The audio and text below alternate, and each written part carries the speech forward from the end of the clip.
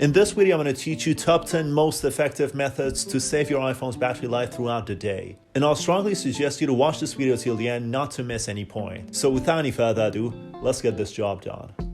Okay guys, I'm going to get it straight to the most effective changes. So for the first change, get into the settings and then background app refresh. So you want to either turn off background app refresh or just change it to Wi-Fi. Background app refresh is basically allowing apps to refresh their content even if these apps are not open. So I just turned off like mostly all of them instead of WhatsApp and Telegram because I'm getting messages and I don't want to miss them. Okay, so for the second change, Siri was released back in the days with so much hype and marketing strategies, but honestly I don't see any practicality in it. So either turn off listen for Hey Siri or turn Siri off completely if you're not using it that much, because Siri consumes so much of your power.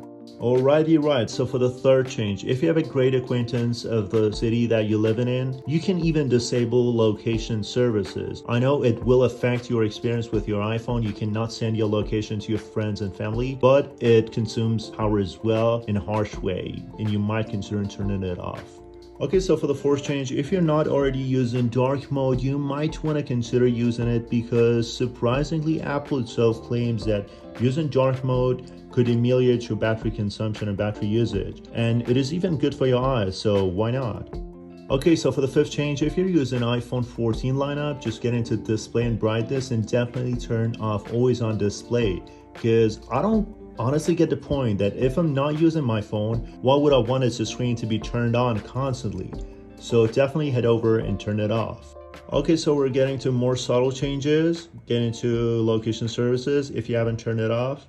Get into system services and definitely turn off these options. Like, I don't even have a home kit. Why would I have it on? System customizations, and definitely these three as well. And then after that, for the next change, you want to get into analytics and improvements and turn them all off because it will basically help Apple to improve their products. I'm not willing to help that. Sorry, Apple. Okay, next up, get into the mail app and then accounts. Fetch new data. Just turn off push. You don't want to push fetching any new data into your iPhone automatically constantly.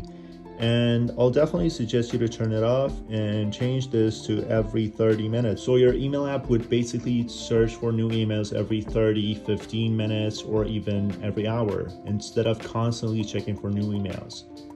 Okay, so we're getting to the final changes. Just search for wake, raise to wake, and then disable raise to wake because your gyroscope sensor would be involved with this option turned on.